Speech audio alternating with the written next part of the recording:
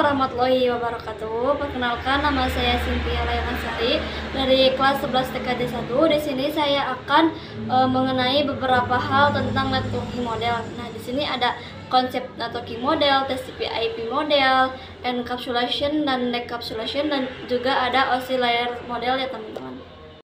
Nah, langsung saja yang pertama yaitu ada konsep networking model, yang mana jaringan komputer mengacu pada perangkat komputasi yang saling terhubung serta dapat bertukarnya data dan berbagi sumber daya satu dengan yang lain. Untuk terjadinya proses bertukaran data tersebut diperlukannya aturan yang mendefinisikan bagaimana kumpulan komputer agar bisa saling komunikasi. Nah, komputasi itu banyak ya teman-teman, ada yang server dan lain-lain. Nah, aturan tersebutlah yang disebut dengan networking model. Jadi, bagaimana setiap vendor dapat saling berkomunikasi dengan open standard networking model yang tersedia. Untuk saat ini, open standard networking model itu terbagi menjadi dua, yaitu ada TCP/IP dan OSI model. Nah, sekarang itu yang sering digunakan atau yang familiar digunakan itu adalah TCP/IP. Namun, OSI model itu lebih digunakan untuk media pembelajaran. Tapi keduanya sama, yaitu untuk bertujuan untuk terkoneksinya antar vendor.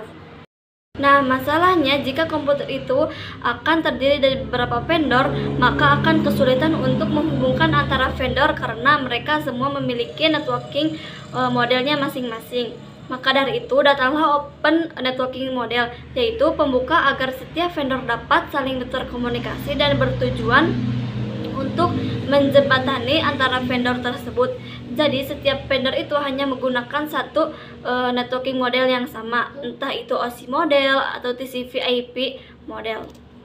Nah teman-teman, di sini saya akan melanjutkan tentang networking model, yang dimana di sini saya akan membahas tentang TCP/IP model. TCP/IP model ini merupakan jenis networking model yang saat ini digunakan. Jadi TCP/IP model ini mendefinisikan suatu protokol agar antar komputer utamanya yang berbeda network itu bisa saling komunikasi. Nah, untuk membantu dalam memahami setiap networking modelnya, itu networking model itu dipecah menjadi bagian kecil, yang dimana bagian-bagian kecil itu disebut sebagai layer, yang terdiri dari 4 layer. Namun penerapan dalam real network itu atau penerapan dalam TCP/IP model itu lebih mudah untuk dibagi menjadi 5 layer. Yang di samping ini ada urutan-urutannya ya teman-teman, yang dimana di sini ada yang 4 layer, yang dimana itu terdiri dari application layer, transport layer, internet layer, dan networking access. Yang dimana yang sebelahnya lagi itu ada yang 5 layer, yaitu terdiri dari application layer, transport layer, networking, data link, dan physical. Nah, di sini itu contohnya seperti HTTP ya teman-teman. Jadi di mana klien itu request dan si website ini akan response balik atau memberi jawaban yang terdiri dari HTTP header. Yang mana HTTP header ini itu ada banyak sekali ya teman-teman, banyak sekali tentang informasi, yaitu informasi status itu ada yang 200 oke dan 404 oke, yang dimana jika keluarnya itu adalah 200 oke itu berarti berhasil. Nah, jika yang keluarnya itu adalah status 404 oke, maka itu tidak berhasil ya teman-teman.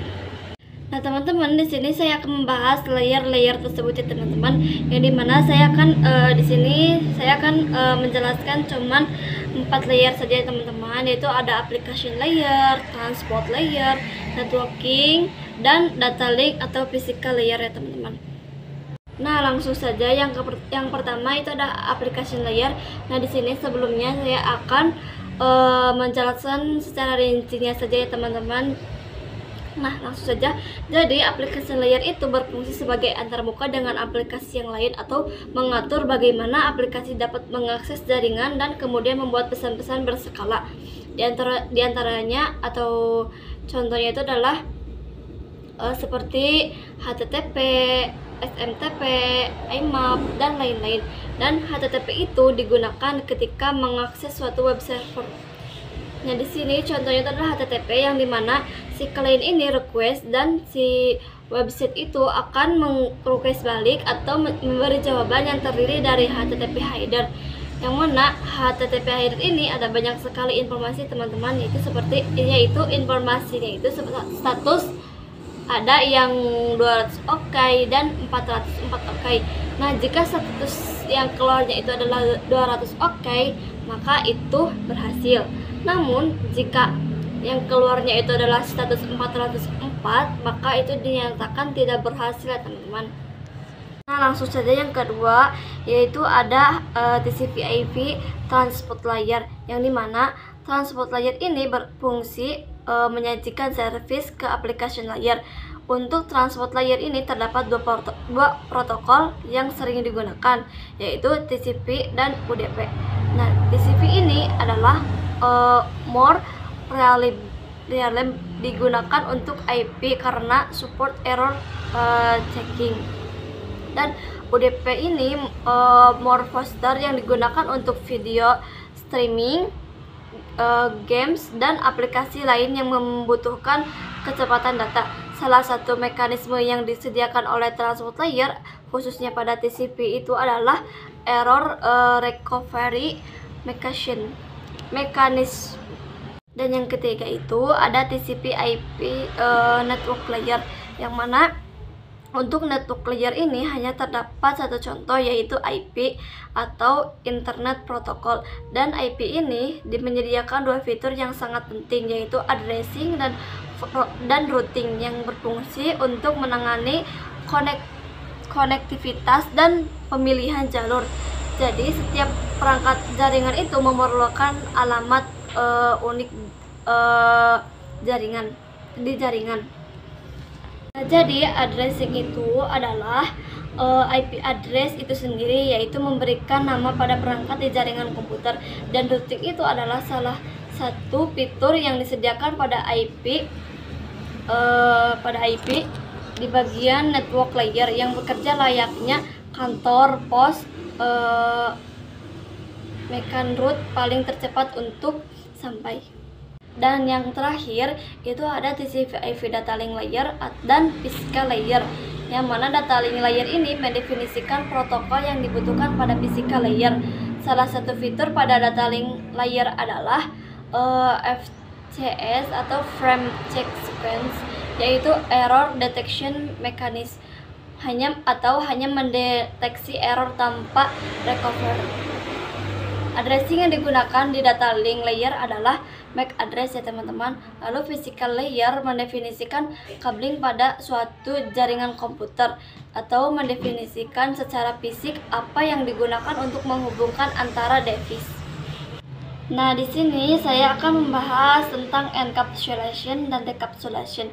Yang mana encapsulation itu proses membungkus data dengan header pada data setiap layernya. Jika kalian ingin mengirim data atau disebut dengan application layer, ingin melanjutkannya ke transport layer, itu akan ditambahkan TCP header ya teman-teman. Nah, di sini itu disebut dengan segmen. Dan kalian jika ingin melanjutkan ke network layer, itu akan ditambahkan IP, yang mana di sini itu disebut dengan IP paket. Terus kalian jika ingin meneruskan ke data link layer, di sini kalian akan ditambahkan data header dan data trailer, yang mana di sini itu disebut dengan frame.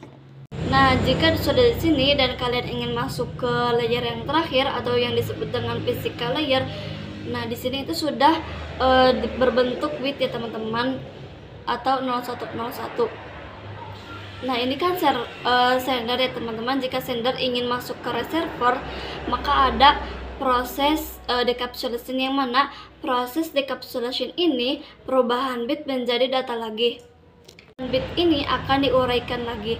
Jadi pas nyampe di data link ini, data header dan data trailernya itu akan dihapus. Dan jika kalian masuk ke network layer, nah di sini itu akan dihapus IP-nya. Dan ketika kalian masuk ke transport layer, itu akan dihapus TCP headernya ya teman-teman. Jadi bisa disimpulkan bahwa encapsulation itu adalah proses membungkus data dengan header pada setiap layernya, dan decapsulation itu adalah sebaliknya ya teman-teman. Nah, selanjutnya itu ada OSI model ya teman-teman. Jadi network model itu terbagi menjadi dua, yaitu ada OSI model dan TCP/IP, yang mana untuk saat ini model yang sering digunakan itu hanya TCP/IP ya teman-teman, dikarenakan untuk dari sisi perkembangan protokolnya atau modelnya TCP/IP ini lebih dominan dibanding dengan OSI layer. Namun, OSI layer biasa dipelajari karena mudah dipahami.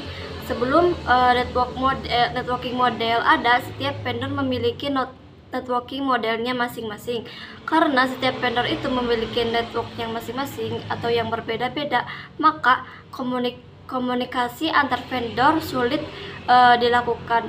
Jadi, usaha untuk membangun suatu jaringan komputer sangat gede. Banyaknya vendor tadi itu bagaimana upaya agar tetap bisa berkomunikasi dengan baik dan vendor itu dan vendor satu dengan yang lainnya. Oleh karena itu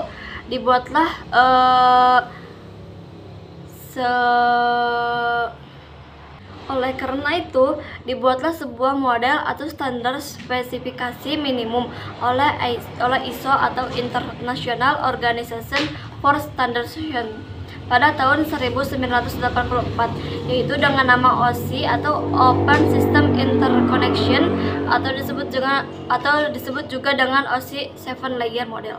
Jadi di bagian OSI model ini ada 7 layer ya teman-teman, yang mana itu ada lower layer yang yaitu dari 1 sampai 4, yaitu transport layer, network layer, data link, physical. Nah, itu berkaitan dengan user interface, data formatting, dan communication session. Nah, ada lagi yaitu ada upper layer, yang mana itu terdiri dari 3 layer, yaitu ada application layer, presentation layer, dan session layer, yang mana ketiga itu berkaitan dengan bagaimana data itu mengalir. Nah, mungkin segini saja yang saya bisa sampaikan. Assalamualaikum warahmatullahi wabarakatuh.